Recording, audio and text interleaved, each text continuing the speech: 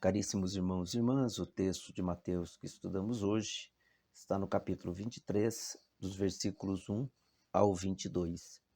Nesse trecho nós teremos 3 momentos em que o evangelista ele nos proporciona ensinamentos e intervenções a partir daquilo que Jesus então deixa como ensinamento na sua última semana. Nós vamos perceber que a plateia, que o público, ele vai se dividir, melhor dizendo, ora a multidão e discípulos, ora propriamente até aos escribas e fariseus. Portanto, até o versículo 8, o que nós temos? Exatamente a advertência de Jesus aos discípulos e às multidões a respeito da postura dos escribas e fariseus, ou seja, a sua forma hipócrita de agir diante das pessoas. A primeira coisa que nós vamos constatar é que Jesus entra no âmbito da autoridade ou do ensino. Os escribas e doutores da lei, que na sinagoga se assentam na cátedra de Moisés. A cátedra aqui representa a cadeira de pedra que era colocada na sinagoga, de onde então os doutores e os escribas ministravam a interpretação da lei. Essa interpretação da lei, que obviamente Jesus não vem aqui para desmerecer, nem para negar, nem para revogar, mas a conclusão de Jesus é que aponta para o grande problema, porque nesta ação dos escribas e fariseus, o resultado, na verdade, ao invés de ser uma libertação ou uma autonomia para o povo, se tornam fardos pesados sobre os ombros das pessoas, porque vem com uma obrigatoriedade sobre todos, mas o que Jesus vai ressaltar com relação a isso? É a finalidade das ações, ou seja, não fazem por devoção, mas por parecerem piedosos aos olhos dos homens, seguem simplesmente as aparências, com os escrúpulos religiosos, e na verdade, como vai dizer Jesus, eles propõem tudo isso para o povo, mas eles mesmos não cumprem. Jesus chega a citar até o cuidado que eles têm de atenderem os preceitos mais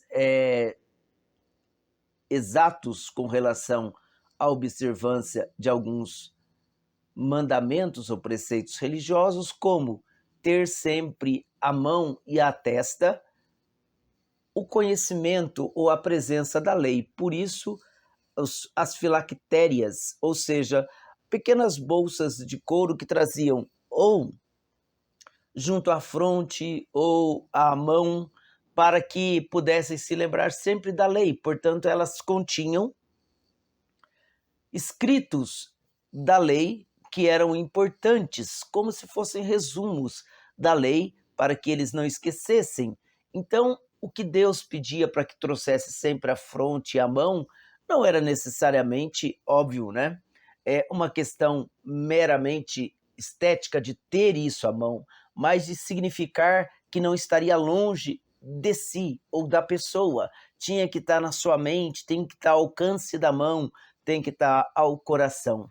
Mas eles fizeram disso mais uma prática visual do que uma piedade de fato, não é? E assim também faziam com seus mantos, com as suas franjas longas, para que fossem evidentemente tido como pessoas de grande respeito entre o povo. Isso podemos constatar lá no livro de Números, no capítulo 15, versículo 37 a 41. Portanto, assim eles buscavam, através dessas normas, a titularidade de grandes mestres. E o resumo de Jesus é bem objetivo. Façam o que eles falam, mas não façam o que eles fazem, porque fazem só para serem vistos pelos homens. A partir daí, do versículo 8, então, Jesus dirige-se à multidão, e mais especificamente à sua comunidade, e na comunidade ele vai dizer: entre vós não seja assim, ou em outras palavras, o que deve pautar a relação de vocês não é a ambição ou a superioridade, mas a relação de fraternidade. Um é o vosso Pai, todos vocês são irmãos, e se tiver algum mestre a ser chamado assim, que o Cristo seja, porque ele é de fato. Então veja, Jesus, mais uma vez, ele demonstra a hipocrisia dos fariseus e escribas.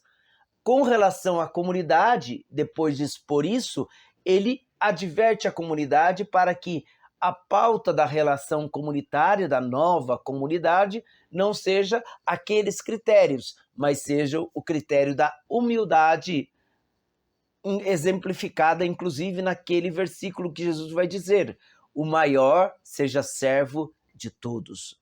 Então veja, é uma mudança de paradigma.